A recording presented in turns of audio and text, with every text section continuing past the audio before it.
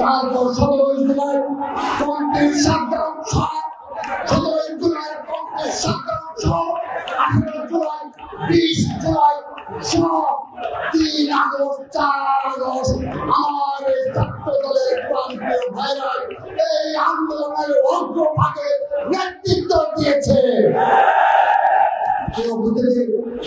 এভাবে আমাদের জুলাই আগস্টের গণঅভ্যুত্থান সফল হয়েছে এবং সেই সাথে আমি স্মরণ করে দিতে চাই যে বা তারা এই জুলাই আগস্টের গণঅভ্যুত্থানে বঞ্চিত চিত্র এবং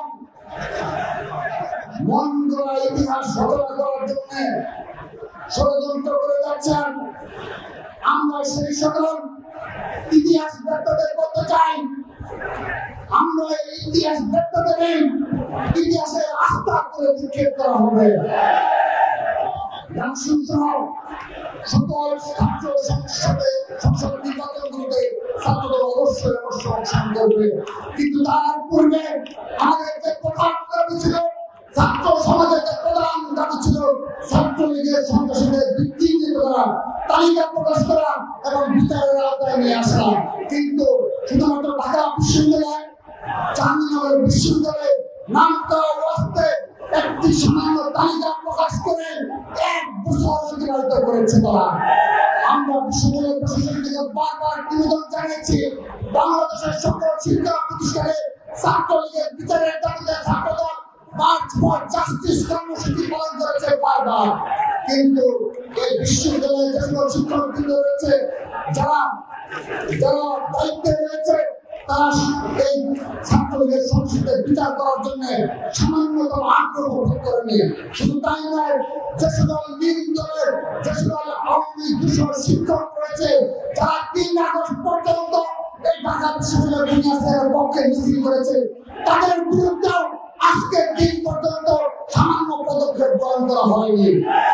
আমরা স্পষ্টভাবে বলতে চাই, হুঁশিয়ারি জারি করতে চাই, যদি ছাত্রলীগের পুনর্বাসনের ব্যবস্থা করার দুঃসাহস দেখায়, ছাত্রদল সে 20টা খুন করে দেবে।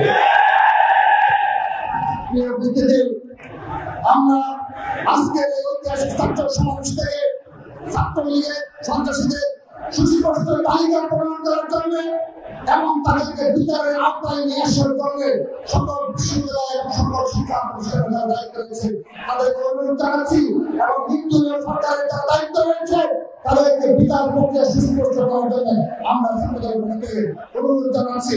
প্রিয় উপস্থিতি, আমি আমার বক্তব্যের শেষ পর্যায়ে চলে এসেছি।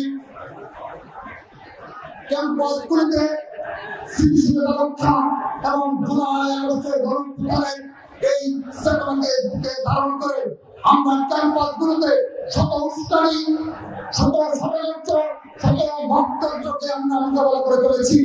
আমরা মিডিয়ার অব্যাহত প্রপাগান্ডা এবং একটি নির্দিষ্ট গুপ্ত গোষ্ঠীর অব্যাহত প্রপাগান্ডাকে মোকাবেলা করে আমরা পথ চলছি।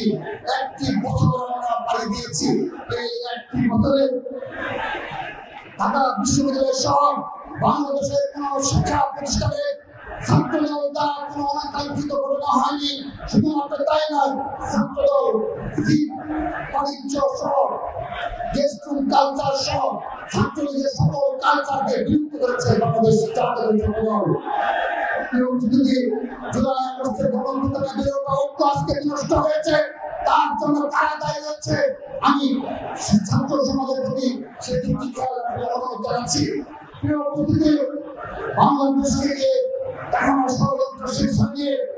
আমার ছাত্র দলের প্রান্তীয় ভাইরা, বাংলাদেশকে নিয়ে আজও ষড়যন্ত্র শেষ হয়নি। এখন একটি নির্দিষ্ট গোষ্ঠী বাংলাদেশের স্বাধীনতা, সার্বভৌমত্ব এবং বাংলাদেশের স্থিতিশীলতা নিয়ে ষড়যন্ত্র করে যাচ্ছে। আজকের এই সমাবেশ থেকে আমি তাদেরকে হুঁশিয়ারি উচ্চারণ করে দিচ্ছি, যদি সাহস থাকে ছাত্রদলকে ফেস করার অনুরোধ জানাচ্ছি সেই ষড়যন্ত্র।